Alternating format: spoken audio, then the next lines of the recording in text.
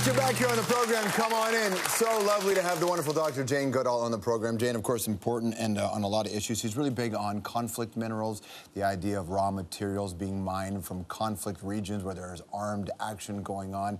It all sounds like a lot, but it's pretty basic and pretty human. Go to Strombo.com and you'll see more information on that. It's worth the read, my friends. Jane, of course, the good doctor, has been able to be a scientist and blow up to celebrity status, like a lot of the good ones out there. Carl Sagan, Einstein, especially in the America years, Dr. Moreau. His island was a bit weird, but there was good stuff going on. Jane, a huge reason why there are no longer, like, medical chimps. And I know what you're thinking. Why don't we want chimps to be doctors? Because they're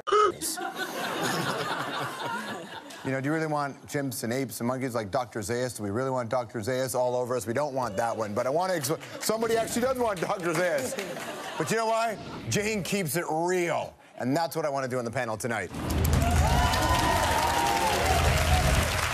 My friend Alan Cross is here, everybody. Say hello to Alan Cross. Good to see you, man. How are you? Alan Cross, he keeps it real, as do many doctors and most members of S Club 7 as well. But I want to explore...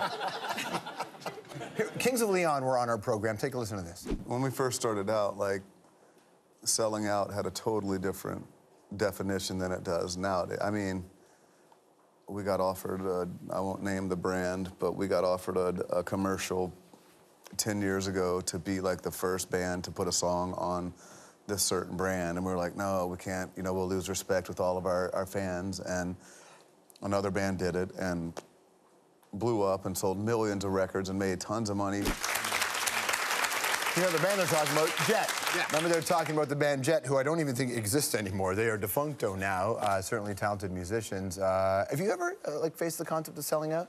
Me? Yeah. I work in Canadian entertainment. Absolutely. You're a best-selling author, so your books have been sold out. Do you know how much money I've made from all the books that I've sold? How many? I've sold over 30,000 books. Right. It wouldn't even begin to pay for a year's groceries. Seriously? Honest to God.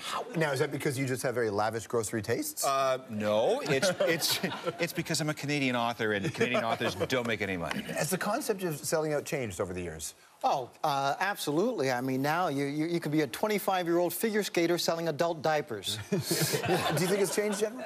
Yeah, well, look, I've been trying to sell out for years. It's just no one's buying anything that I'm trying to sell. Well, it used to be a bad word. We know that, right? You know, yeah. Your ongoing history of new music series, some of these bands talked about keeping it real, and then the shift happened. When did the shift happen? Shift happened with Napster. Yeah. When people stopped buying CDs, that revenue source dried up, and people had to find new sources of revenue. So now, it is completely normal for a young indie band to look for a source of revenue by selling a clip of their song to Walmart or anybody else who's willing to pay them a lot of money, because that will buy them a cheap, used van and keep them on the road for a year. Right. Has a celebrity endorsement ever actually worked on you, where you went, okay, they're into it, I'll do it? Because I'll tell you, for me, I tried not to buy into any of that stuff, but if Michael Jordan put out a pair of sneakers, I bought them. I have 27 George Foreman grills. Yes. Have you ever done it? Yeah, when I was, and maybe you can identify with this, when I was 10 years old, Thriller came out, and I wore a white glove for a week. So when Michael Jackson had Pepsi, I, too, drank Pepsi. But to be fair, he is very good with the kids. Did you light your hair on fire? Yeah. Was there any flames going down the steps? What's a product you would never be a spokesperson for? Oh, let's see. I was asked to do an ad for the Hitler Youth alumni. Right. That one I just passed on. Right. It was, if I got to my phone quicker, I mean, in the years of us covering music, who hasn't sold out, in your estimation? There's a guy named Ian MacKaye from a band called Fugazi. Yeah. The guy has been holding all-ages shows for his band since the early 80s. It's been $5 or $7 to get in. The guy will not compromise on his principles. Right. Who else? Don Cherry. Never sold out. No. Wait, he did Cold FX commercials. With the same shirt, though. Stick around more after this. That's right, my friends. We have a live studio audience, and it's a lot of fun. It's even better, too, because, my friends, it is free. So free. I'd love it if you join us. Go to strombo.com/tickets to find out how.